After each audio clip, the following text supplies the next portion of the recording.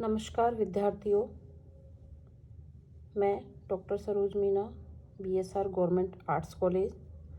Online कक्षा में अब तक हमने भारतीय संस्कृति के तत्व विषय पर एक सामान्य जानकारी प्राप्त की थी कि भारतीय संस्कृति का स्वरूप कैसा है, संस्कृति का निर्माण कैसे हुआ, सभ्यता और संस्कृति में क्या अंतर है।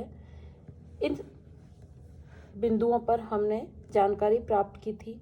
आज हम भारतीय संस्कृति की पृष्ठभूमि का अध्ययन करेंगे, जिसके अंतर्गत संस्कृति का नामकरण, भौगोलिक आधार, भारत की भौगोलिक विशेषताएं और उनका संस्कृति पर प्रभाव, साथ ही पूर्वी, पश्चिमी तथा उत्तरी और दक्षिणी चारों ओर से भारतीय संस्कृति का अलग अलग क्षेत्रों से होते हुए किस प्रकार से कितना प्रभाव पड़ा है, इस विषय में हम जानकारी प्राप्त करेंगे।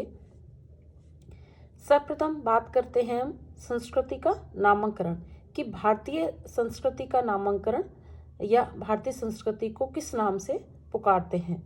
तो भारतीय संस्कृति की रचना भी इसी भांति हुई है और किस तरीके कि निरंतर एक दिन में भारतीय संस्कृति का निर्माण नहीं हुआ, अपितु क्रमिक विकास का परिणाम है और ये निरंतर संस्कृति का जो विकास है वो होता चला गया। हमारे इस जो विशाल देश है उसके दो नाम बताए गए थे कि भारत और हिंदुस्तान। पुराणों के अनुसार राजा दुष्यंत के पुत्र भरत ने समस्त भारत में चक्रवर्ती साम्राज्य स्थापित किया। साथ ही उसने इस संपूर्ण भूभाग में आर्य संस्कृति का प्रचार भी किया था। तभी से यह देश भारत कहलाया। पुराणों में भारत की सीमा उत्तर में हिमालय तथा दक्षिण में सागर बताई गई है। आर्य संस्कृति का सर्वप्रथम केंद्र सिंधु नदी प्रदेश था। इस कारण इस प्रदेश के रहने वाले सिंधु नाम से जाने गए। ईरान में लोग इसे हिंदू कहते हैं और अब हमारे देश को वे लोग हिंदुस्तान कहने लगे। यूनानी लोग सिंधु नदी को इंडियन कहते हैं। अतः यूरोपियन लोगों ने हमारे देश को इंडिया कहना प्रारंभ किया। संस्कृति तथा सभ्यता के उद्गम काल में इस देश का जो पहला नाम भारत था, अतः यहाँ फैलने वाली जो संस्कृति का नाम भारतीय संस्कृति पर पड़ा। इसे आर्यों ने फैलाया और इसे आर्य संस्कृति भी कहा जाने लगा। ये आर्य मुख्यतः वेदों को अपना धर्म ग्रंथ मानते थे और भारत की प्राचीन संस्कृति को वैदिक संस्कृति भी कहा जाता है। साथ ही आर्यों का हिंदू नामकरण होने से उनकी इस संस्कृति को हिंदू संस्कृति भी कहा जाता है या कहा जाने लगा।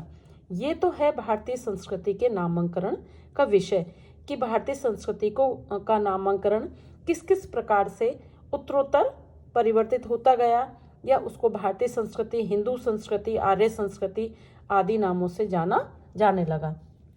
अब भौगोलिक आधार क्या है? संस्कृति और सभ्यता पर उस देश के भूगोल का बड़ा प्रभाव पड़ता है। इसी कारण पुरानी सभ्यता और संस्कृतियों का जो विकास है वो नदी और घाटियों में हुआ, जहां जीवन निर्वाह के पर्याप्त साधन थे। धीरे धीरे मनुष्य ने प्रकृति पर विजय प्राप्त कर भौगोलिक स्थिति को अपने अनुकूल बनाया और उसका जीवन पहले से ज्यादा सुखी होने लगा। फिर भी देश के पर्वतों, नदियों, मरुस्थलों तथा नगरों ने मनुष्य की संस्कृति तथा सभ्यता को प्रभावित किया। मनुष्य के विचार, राष्ट्रीय चरित्र, सामाजिक, धार्मिक आदि संस्थाएं बहुत कुछ अंश तक भौगोलिक स्थिति से प्रभावित होती हैं। भारत के सांस्कृतिक इतिहास पर भी यहाँ की भौगोलिक स्थिति का गहरा प्रभाव पड़ा है और ये सर्वत्र दिखाई भी देता है। अब भारत की भौगोलिक विशेषताएं क्या हैं और उनका भारतीय संस्कृति पर क्या प्रभाव पड़ा, इस विषय में हम आगे बढ़ते हुए कि पर्वतों और समुद्रों जैसी अनेकों रुकावटें भारतीय उपमहाद्वीप को अनेक जो दूसरे देश हैं उनसे अलग करती हैं। कि भारतीय उपमहाद्वीप में इस समय 3 देश आते हैं, जैसे भारतवर्ष, पाकिस्तान और बांग्लादेश। तो उत्तर के पर्वतों और दक्षिण के सागरों ने भारत को पूर्णतः एक भौगोलिक इकाई के रूप में स्पष्ट स्थिति दी है। यद्यपि अपनी इस भौगोलिक स्थिति के कारण भारतवासी बाह्य आक्रमणों से सुरक्षित थे, फिर भी समय समय पर विदेशी लोग यहाँ आक्रमण करने लगे, जिससे कि यहाँ की जो संस्कृति है उसका विकास होता चला गया। भौगोलिक दृष्टि से हम भारत को 5 भागों में बांट सकते हैं कि 5 भागों में हम भारतवर्ष को बांटते हुए इन 5 भागों का भारतीय संस्कृति पर कैसे प्रभाव पड़ा है, इस विषय में जानकारी प्राप्त करते हैं। सबसे पहला भाग है कि उत्तर का पर्वतीय प्रदेश, कि भारतवर्ष के उत्तर में करीब 2200 मीटर लंबी एक दीवार के समान हिमालय पर्वत खड़ा है, जो चीन देश को भारत से अलग करता है, क्योंकि इसकी जो गगनचुंबी जो श्रेणियां हैं, पर्वत श्रेणियां, वो बर्फ से ढंगी रहती हैं और उनको लांघना सरल काम नहीं है। उत्तरी भारत के प्रदेशों को सींचकर उपजाऊ बनाने वाली कई जो नदियां हैं, उनका जो विकास या उद्गम है वो हिमालय पर्वत से ही होता है। साथ ही हिमालय ने ही भारतवर्ष की बद्रीनारायण, अमरनाथ, कैलाश इत्यादि जो पवित्र तीर्थ स्थान है वो भारतीय संस्कृति के परंपरागत विशिष्ट स्थान माने गए हैं, जो उत्तर भारत में स्थित हैं। भारतीय जो प्राचीन ऋषि मुनि हैं, उन्होंने हिमालय के रमणीय और शांत वातावरण से प्रभावित होकर ही वहां अपने आश्रम स्थापित किए, जिनमें भारतीय संस्कृति के विकास के अनेक अवसर प्राप्त हो सके।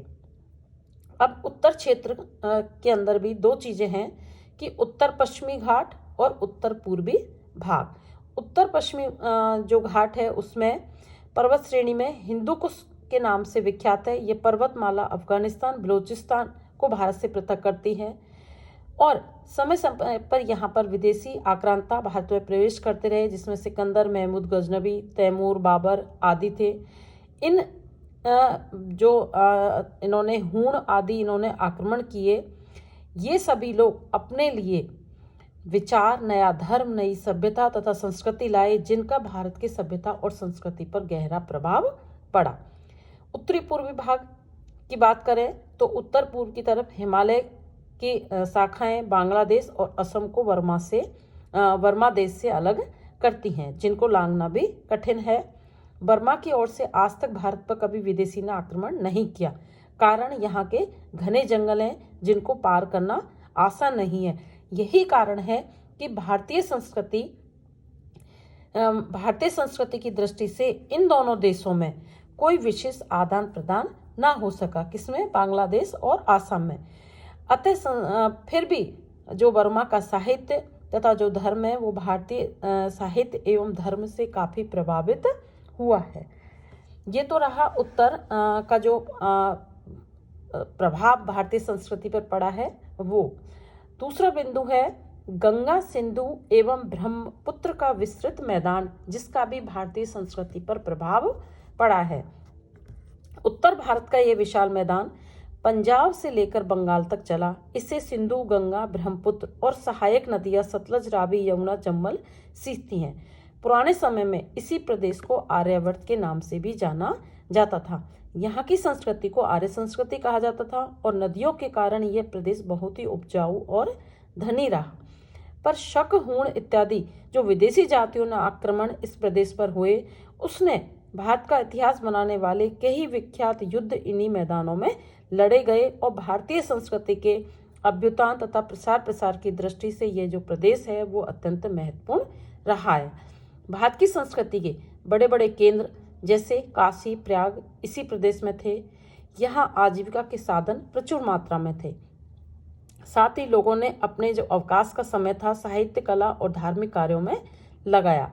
इसमें काव्य, साहित्य, दर्शन, कला, ज्ञान विज्ञान के श्रेष्ठ ग्रंथ वेद, ब्राह्मण, उपनिषद, दर्शन, पुराण, रामायण, महाभारत आदि यहीं लिखे गए हैं।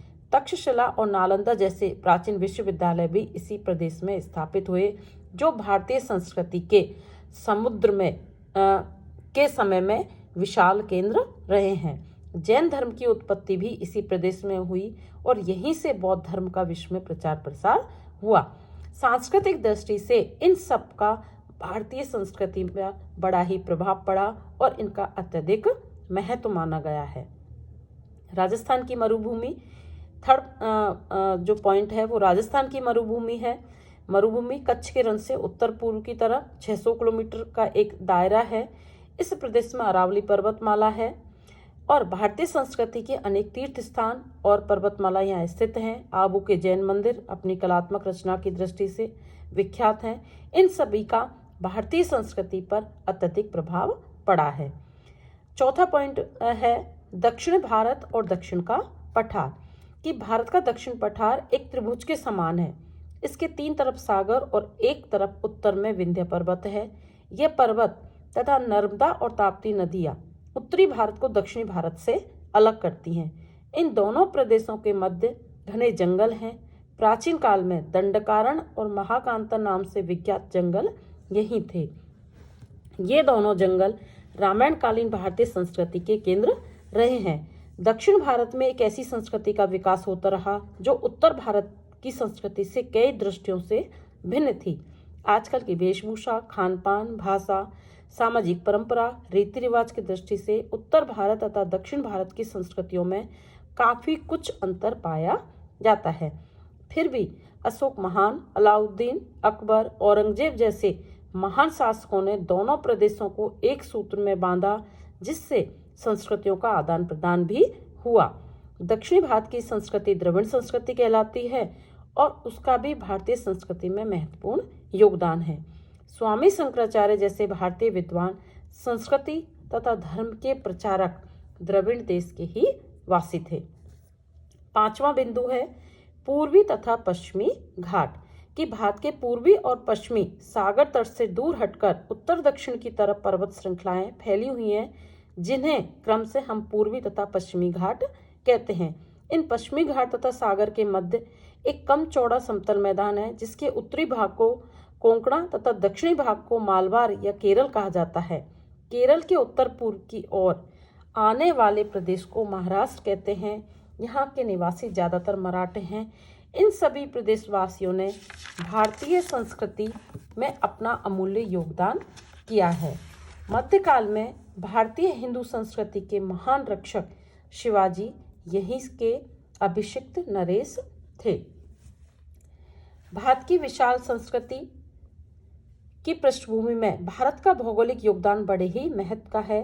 पर्वत और नदियों के तटों पर फलने फूलने वाली विविध रूपा संस्कृति वास्तव में समूचे भारत की ही संस्कृति मानी जाती है। फिर भी भारत की भौगोलिक, सामाजिक, सांस्कृतिक, धार्मिक एवं भाषा संबंधी विविधताओं को देखकर ऐसा लगता है इस विशाल देश भारत में एकता नहीं हो सकती, पर यह समझना हमारी भूल होगी। इन सब विविधताओं के होते भी भारत में एक ऐसी सांस्कृतिक एकता है जिसे कोई कभी समाप्त ही नहीं कर सकता। हमारे पूर्वजों ने हिमालय से हिंद महासागर तक के विस्तृत इस भूखंड का नाम भारतवर्ष रखा। जैसा कि कहा भी गया है, भारत ने आर्य संस्कृति का समस्त उत्तर भारत में प्रसार किया और अगस्त्य ऋषि से दक्षिण पथ तक आर्य संस्कृति को फैलाकर आर्यवर्त एवं दक्षिण पथ को एक सूत्र में बांधा। उत्तर की आर्य संस्कृति तथा दक्षिण की द्रविड़ संस्कृति के संपर्क से जिस भारतीय संस्कृति का विकास हुआ, उसने भारत की एकता को सुदृढ़ बनाया है। हमारे ऋषि मुनियों ने ऐसे प्रार्थना गीत रचे जिनमें प्रतिदिन समस्त भारत का चित्र हमारे सामने उपस्थित रहता है। यदि एक प्रार्थना में भारत की 7 पवित्र नदियों गंगा, यमुना, गोदावरी, सरस्वती, नर्मदा, सिंधु और कावेरी के नाम गिनाए गए हैं, तो दूसरी में यहाँ के 7 नगरों अयोध्या, मथुरा, हरिद्वार, काशी, कांची, अवंती और दारावती के नाम उल्लेखित हैं। इन प्रार्थनाओं के द्वारा उत्तर से दक्षिण, पूरब से पश्चिम तक सारे भारत का भव्य रूप हमारे सामने उपस्थित हो जाता है और हम ये समझते हैं कि सारे भारत की नदियां हमारे तीर्थ हैं और नगर निवासी हमारे भाई हैं। इस प्रकार भारतीय संस्कृति पर भौगोलिक दृष्टि से अनेकों प्रभाव पड़े हैं। अनेकों जो राजा हैं और जो विदेशी थे उन्होंने आक्रमण किया, लेकिन उससे भारतीय संस्कृति कभी छिन्न भिन्न नहीं हुई, अपितु उत्तरोत्तर उसका विकास होता गया और आदान प्रदान का जो क्रम है वो निरंतर चलता रहा। धन्यवाद।